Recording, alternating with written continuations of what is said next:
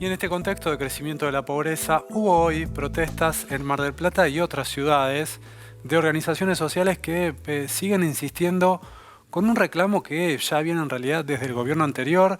La situación se agravó y por eso ahora también se hacen más fuertes los reclamos. Están pidiendo que el gobierno nacional baje comida a los comedores populares, una política que directamente se eliminó durante este gobierno y eso genera situaciones súper críticas. Nosotros ya estamos con Silvia Saravia, que es dirigente nacional de Libres del Sur. Silvia, bienvenida, buenas noches. ¿Qué tal? Gracias por venir. Gracias por venir. Una situación tremenda la que nos toca contar. Mira, yo veía recién un poco las imágenes, ¿no? de esa pelea en un basural. Hay una situación realmente muy complicada, muy difícil, muy violenta en muchos casos y de mucha angustia también.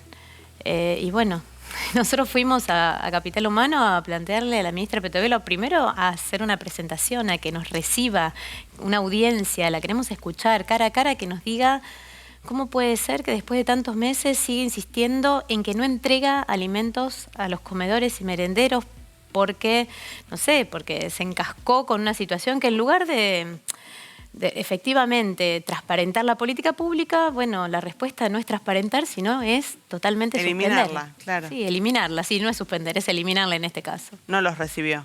No nos recibió, sí nos recibió la nota de pedido de audiencia, Leila Gianni. Bueno, que célebre después de aquel enfrentamiento con Juan Grabois, ¿no? En tribunales. Exactamente, ella misma, que no solamente celebré por eso, sino porque también es quien impulsa las causas a partir de la denuncia en el 134, impulsa esas causas donde nos están allanando comedores, donde no encuentran absolutamente nada de lo que van a buscar, porque ellos tienen una lista de cosas que van a buscar y dicen, bueno, no se encontró nada de esto, pero el allanamiento lo hacen igual, lo hacen en base incluso a denuncias falsas, porque por ejemplo en nuestro caso allanan el comedor donde la coordinadora es una compañera y que dice que hay que ir a la marcha ese día, que ese día nosotros no nos estamos movilizando. O sea, hay un montón de cosas que son totalmente inconsistentes y sin embargo los allanamientos los llevan a cabo igual, por lo que creemos de que, bueno, que hay una estrategia de intimidar, de seguir desprestigiando. ¿Cuántos comedores tienen ustedes y cuál es la situación hoy en esos comedores? Mira, nosotros asistimos alrededor de 300.000 personas en todo el país. Esto tiene distintas formas, distintos formatos, porque en algunos casos son comedores que tienen esa formalidad del comedor en un espacio, si querés, institucional, y hay otros espacios que hoy son los mayoritarios, que son en casas, en espacios que se prestan en casas de familia donde se juntan varias familias a cocinar. ¿Por qué te hago esta diferencia? Porque cuando la asistencia se corta y entonces vos no estás recibiendo, no tenés una posibilidad de previsión de qué es lo que vas a recibir, ¿qué sucede? Se juntan varias familias, 5 o 6 familias, cada uno lleva a la olla lo que puede, lo que consiguió. Uno lleva unos kilos de alita, otro lleva unos kilos de papa, el otro lleva un poco de aceite, el otro prende el fuego para poner la olla porque el gas es imposible. Y entonces entre 4, 5, 6 familias se hace una comida a la que le puedes dar de comer a 10, 12 familias. Eso es lo que hoy está pasando porque si no, como uno dice, ¿cómo se sostienen esos espacios de alimentación? Entonces es como que se han ido reemplazando las formas, te las rebuscás, se la rebuscan los compañeros y compañeras para reemplazar el formato que se venía desarrollando, porque si vos recibís asistencia del Estado, tenés un cronograma, tenés determinadas comidas que hacer cada día, tenés una cantidad de niños y niñas que inscribís. Claro, tenés que hacer una contraprestación documentada. Eso sí, ya no existe más porque no existe más la asistencia del Estado. Exactamente, entonces se ha transformado la manera en la que subsisten los espacios de alimentación. Yo prefiero llamarlos hoy espacios de alimentación porque son ollas, bueno, son distintos espacios que no son esos espacios formales que quizá antes uno intentaba que se sostuvieran porque tenían una regularidad que hoy es imposible sostener. Vos hace un tiempo cuando viniste, si yo mal no recuerdo, durante el verano, nos contaste algo muy preocupante, que es que ante el retiro del Estado empezaban a aparecer las organizaciones de narcotráfico asistiendo con comida, con fondos a estos espacios de alimentación, estos comedores, y bueno, de esa manera penetrando en el barrio. ¿Esto sigue sucediendo? Sí, esto no es nuevo. esto viene de varios años, lo que pasa es que cuando hay estas situaciones se profundiza. Entonces, nuestra alarma es esto, ¿no? Quizás si no podés dar esa asistencia, entonces aparecen estas organizaciones que no solamente arman ollas o comedores, sino que dan préstamos, sino que resuelven la compra de medicación y bueno, y a cambio, obviamente, piden un intercambio, hacen un intercambio económico ahí que tiene que ver con que no se los eche de esa cuadra, que no se los eche de esa manzana, que se busque la forma de convivir, cuando en realidad uno sabe que convivir con estos sectores, bueno, trae muerte, porque después se agarran a los tiros, hay siempre conflictos, disputas territoriales. Así que nos parece gravísimo esto, porque evidentemente está avanzando muchísimo. No lo decimos solamente nosotros, lo están diciendo todas las organizaciones, porque es lo que estamos sufriendo.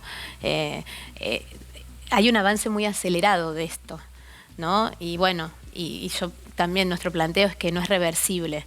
O sea, uno puede después tratar de reparar, pero no es lo mismo reparar algo que ya está dañado que poder revertir esta situación que va a llevar muchísimo tiempo. A mediano plazo hay cuestiones, no lo decimos solo nosotros, lo dice la Sociedad Argentina de Pediatría. Médicos, pediatras están diciendo que el impacto que tiene lo que sucede hoy, este informe de UNICEF que dice 1 millón de niños y niñas se van a dormir sin comer, sin su cena. Bueno, esto ya va a tener un impacto en su salud, en su desarrollo, en su desempeño escolar. Bueno, son todas cuestiones de que evidentemente yo creo que no se toma dimensión de la magnitud de lo que esto significa. El gobierno podrá decir que, hablándole a su electorado, que cumplió con una promesa de campaña, que es que eliminó los piquetes o que los redujo al mínimo. ¿Qué pasó que las organizaciones sociales, pese a la situación que atravesamos, se han desmovilizado tanto? Mira, yo creo varias cosas, ¿no? Al menos pensamos en un paralelo a cuando quizá vos en tu trabajo pedís que te aumenten el salario y en algún momento ves que a tus compañeros los empiezan a despedir, entonces ya no pedís aumento de salario, sino pedís que no te despidan, ¿no? Entonces me parece que el gobierno ha tenido una política muy ofensiva de intimidar, de amenazar no solamente mediáticamente, sino también en una reglamentación, poner efectivamente quien fuera encontrado entorpeciendo el tránsito. ¿Qué sería entorpecer el tránsito? No sé, vos podés, quizá un grupo que pasa y en ese momento de alguna manera te dice, está desentorpeciendo. O sea, hay una cuestión ahí muy laxa, sí. Sí, que con falta de un criterio objetivo, digamos, pero que está planteada y está intimidando efectivamente, y la gente no quiere perder lo que tiene. Es poquito, pero ponerlo en juego es muy duro. Hemos escuchado un montón de funcionarios incluso decir que les iban a quitar la asignación universal si estaban con chicos en una movilización. Bueno, un montón de cuestiones que evidentemente han dado resultado en el sentido de decir, bueno, ¿esto significa que no hay conflicto? Yo diría que ojo, porque quizá también puede pasar que seamos más cuidadosos, más conservadores en el momento en que tenés algunas cosas para perder. Pero cuando no tenés más nada para perder, esto estalla. Y entonces no hay que jugar con fuego. Pero viste que el gobierno ha aumentado la UH en términos reales. Digo, quizás ahí también hay una estrategia para que eso no estalle. No, por supuesto. Pero lo que sí el gobierno no ha logrado es instalar esta cuestión del sálvese quien pueda. Porque una mamá que cobra la UH y la tarjeta alimentar, hoy lo está poniendo en la olla común. Entonces, todo ese espacio de comunidad se sigue sosteniendo. No es cierto que porque hace una transferencia individual, eso termina en la olla de la familia. Eso está terminando en la olla comunitaria también. Entonces, no es real, digamos, de que ellos hayan triunfado respecto al individualismo. Sí es cierto que hay muchas más situaciones de violencia en los barrios y muchas más agresiones que yo creo que tienen que ver con todos estos discursos de odio, pero insisto, creo que están jugando con fuego. Por algo, asociaciones o instituciones tan diversas como Sociedad Argentina de Pediatría o Universidad Católica o UNICEF o el propio Fondo Monetario le plantean al gobierno, ojo, porque es una línea muy finita y estamos hablando de cosas esenciales, no solamente alimentos, el tema de medicamentos, y no solamente en niños, niñas, adolescentes, lo que está pasando con los jubilados y jubiladas. Uno podría decir, bueno, mirá cómo están quitándole y metiendo en el bolsillo a los jubilados y jubiladas y cómo no hay protesta. Bueno, yo creo que, ojo, no se puede tensar la situación así porque precisamente después lo que ocurre son los estallidos. Y esos estallidos no sabemos nunca cuándo terminan, pero sí sabemos quién pone los muertos.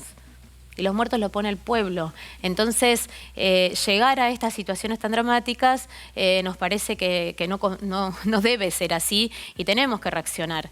No solo la ministra Petovelo, sino creo que los legisladores y legisladoras también debieran reaccionar a esta situación. Estamos planteando una ley de emergencia alimentaria, estamos participando de una campaña que se llama La peor violencia es el hambre, que encabeza Adolfo Pérez Esquivel. Estamos haciendo todos los intentos posibles para que la sociedad reaccione ante esta situación y fundamentalmente a quienes le delegamos representación reaccionen ante esta situación, porque efectivamente acá no es que, bueno, esto pasa porque siempre pasó. No, hay responsables. Y hoy Milei y Petovelo son los principales responsables. Gracias, Silvia, por haber venido. Silvia. Gracias. Gracias a ustedes.